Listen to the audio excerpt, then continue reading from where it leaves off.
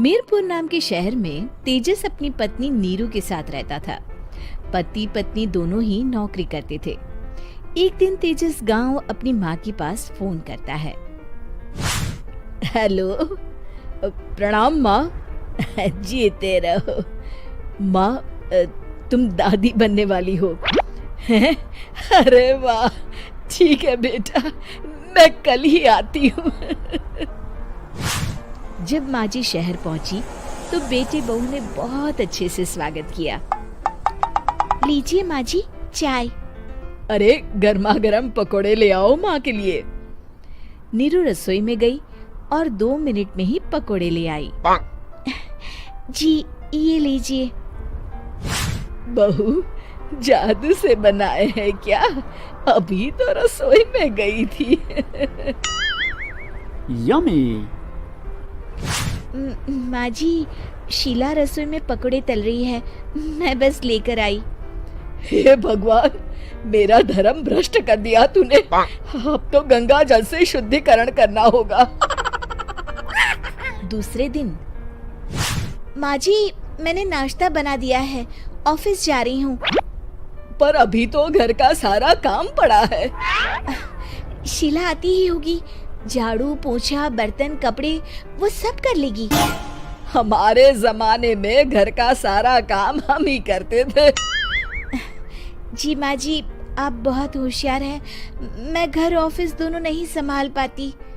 तो जरूरत क्या है घर से बाहर जाकर चाकरी करने की? वैसे भी घर का काम खुद करने से घर में बरकत आती है, समझी?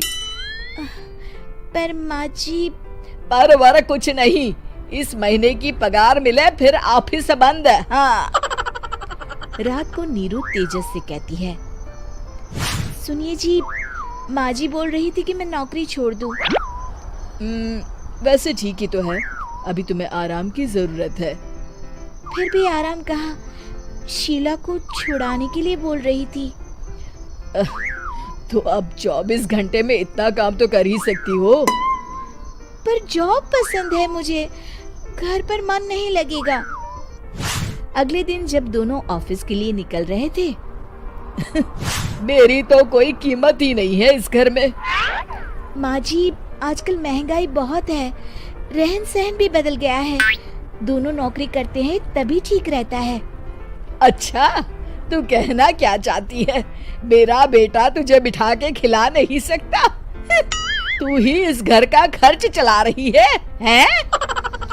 नहीं माँ जी, मेरा वो मतलब नहीं था। मतलब खूब समझती हूँ, ये बाल धूप में सफेद नहीं किए मैंने। हाँ। अब तो ये रोज का काम हो गया था। तेजस भी रोज की झिकझिक से परेशान हो गया था। एक दिन उसने कहा, नीरू, वैसे भी तुम्हें मैटरनिटी लीव मिलने वाली है, तो अभी से ही छुट्टी ले लो। पर क्या, मेरी सैलरी अच्छी खासी है। आखिर नीरू ने रिजाइन कर दिया। जब बच्चा हुआ तो घर में सब बहुत खुश हुए। कुछ दिनों बाद तेजस फाइल देख रहा था।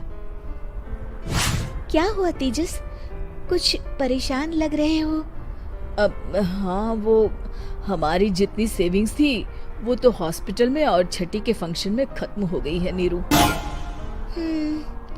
और अभी वैसे मंदी चल रही है तो मैं बोल रही थी कल मुन्ना को हेपेटाइटिस का टीका लगवाना है। नीरू, क्या पोस्टपोन नहीं कर सकते? नहीं जी, बिल्कुल नहीं। अब तेजस को समझ में आ रहा था कि उससे गलती हुई है। पैसों की कमी का असर घर के माहौल पर भी पड़ रहा था। अगले दिन, बेटा मेरा चश्मा और ये दवाइयाँ ले आना, पर्चा देते हुए माँ जी ने कहा। जी। तेजस, मुन्ना के लिए दूध का डिब्बा और डायपर भी ले आना, और ये किराने के सामान की लिस्ट है, इसे भी लाना है। तेजस गुस्से में लिस्ट मरोड़कर फेंकता है और चिल्लाता है, पैसे क्या पेड़ पर उगते हैं? ये ले आना, वो ले आना। अरे पर ये जरूरत का सामान ही है। वो गुस्से में बिना कुछ कहे ऑफिस चला गया।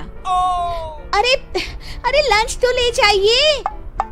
नीरू दौड़कर डिब्बा पकड़ाती है एक दिन खाना खाने के बाद, नीरू, अब तो मुन्ना कुछ बड़ा हो गया, तो अब तुम वापस ज्वाइन कर लो ना जॉब। पर इस रिसेशन में जॉब मिलना बहुत मुश्किल है। ट्राई तो करो। फिर मुन्ना, माँ जी है ना, और एक फुल टाइम मेड भी लगा लेंगे। पर माँ जी, उन्हें तो पसंद नहीं। तभी माँ जी वहाँ आ जाती है और प्यार से नीरू के सर पर हाथ फेरते हुए बोलती है, अब मेरी समझ में आ गया बहू, पहले के और अब के समय में अंतर है। तुम काम शुरू करो, मुन्ना की जिम्मेदारी मेरी। मेरी प्यारी माँ जी। ये कहकर नीरू उनके गले लग गई।